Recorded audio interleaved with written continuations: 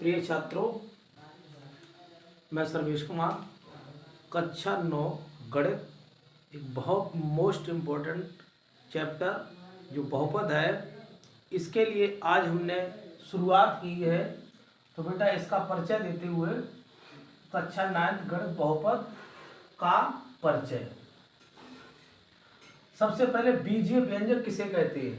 बीजीय व्यंजक किसे कहते हैं? कुछ निश्चित चर एवं अचर राशियों के योग, अंतर, गुणा, भाग के संयोग से बने पद को बीजीय व्यंजक कहते हैं। साफ साफ कुछ निश्चित चर एवं अचर राशियां, चर वे राशियां जिनके मान बदलते रहते हैं, अचर वे राशियां जिनके मान नहीं बदलते हैं।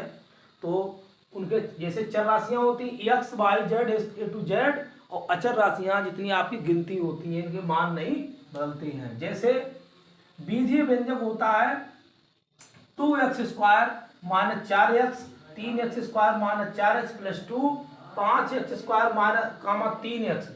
इनमें जे सब बीजीय व्यंजक है। बहुपद किसे कहते हैं? बहुत इंपॉर्टेंट टॉपिक है जे किसी चर में कोई ऐसा बीजीय व्यंजक जिसमें उपस्थित चर की सभी घातें ऋणोत्तर पूर्णांकों, कैसी हो? ऋणोत्तर पूर्णांकों, उस चर में एक बहुपद कहलाता है। क्या कहलाता है? एक बहुपद कहलाता है। जैसे a0 0, a0 a1x a2x² plus a3x³ dot dot an xn, जहां a0 a1 a2 an वास्तविक संख्या तथा n एक ऋणोत्तर पूर्णांक है। ऋणोत्तर मतलब इससे ऋण से इतर, उसे ऋणोत्तर पूर्णांक कहते हैं। अब बहुपद का मानक रूप, बहुपद को चर की घातें आरोही या अवरोही क्रम में लिखते हैं। कैसे लिखते हैं? आरोही या अवरोही क्रम में लिखते हैं। तो जैसे 3x⁴ 2x⁻³ प्लस के 5x प्लस 6, या ऐसे भी लिख सकते हो उल्टा करके, 6 पहले आ जाए, 5x 1 घात और इस पे 3 घात फिर 4 घात। तो बेटा इसे हम बहुपद का मानक रूप कहते हैं। बहुपद के प्रकार: एक पदी बहुपद, द्विपद बहुपद, त्रिपद बहुपद और अचर बहुपद, शून्य बहुपद। तो एक पद बहुपद जिसका ऐसे 3x लिख दो तो एक पद में हो गया। द्विपद में x² प्लस के 4x, दो पद हो गए। त्रिपद हो गए x² प्लस के 5x प्लस के 6, इसमें 3 पद हो, 1 2 3। अब इसमें अचर पद जैसे 3, तो जी अचर बहुपद हो गया। कैसा हो गया? अचर बहुपद, जिसमें केवल अचर संख्या हो, यानी 5 ले लो या 6 ले लो, तो कैसा हो गया? अचर बहुपद। शून्य बहुपद जैसे 0x⁻3, 0x², तो ये हो गया शून्य बहुपद, जिसका यानी चर का गुणांक शून्य हो, वो कैसा कहलाएगा? शून्य बहुपद बेटा कहलाएगा। अब रैखिक बहुपद किसे कहते हैं?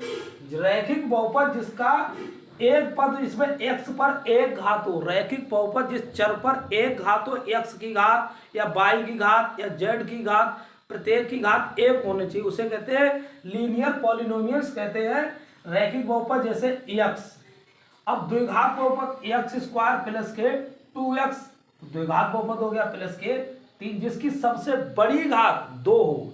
त्रिघात बहुपद x³ प्लस के 4x² प्लस के 5, तो सबसे हाईएस्ट पावर कितनी है? 3। चतुर्घात तो x⁴ प्लस के 5x² प्लस के 6, तो सबसे हाईएस्ट पावर कितनी है? 4 है, तो इसे चतुर्घात बहुपद कहते हैं। प्रश्नावली 2.1 से हम कुछ लेके चल रहे हैं। कौन कौन एक चर में बहुपद है? एक चर में, तो एक चर में 4x² माइनस के 3x प्लस के 7, तो x के ही पदों में उसे एक चर कहते हैं। y² प्लस √2, तो ये भी एक चर बहुपद है। अब x⁻10 प्लस y⁻3 फिर t की घात 50, तो इसमें 3 चर हो गए, एक चर में नहीं, तो ये एक चर में बहुपद नहीं है। उसके बाद y प्लस 2/y⁻1, ये भी बहुपद नहीं है। क्यों नहीं?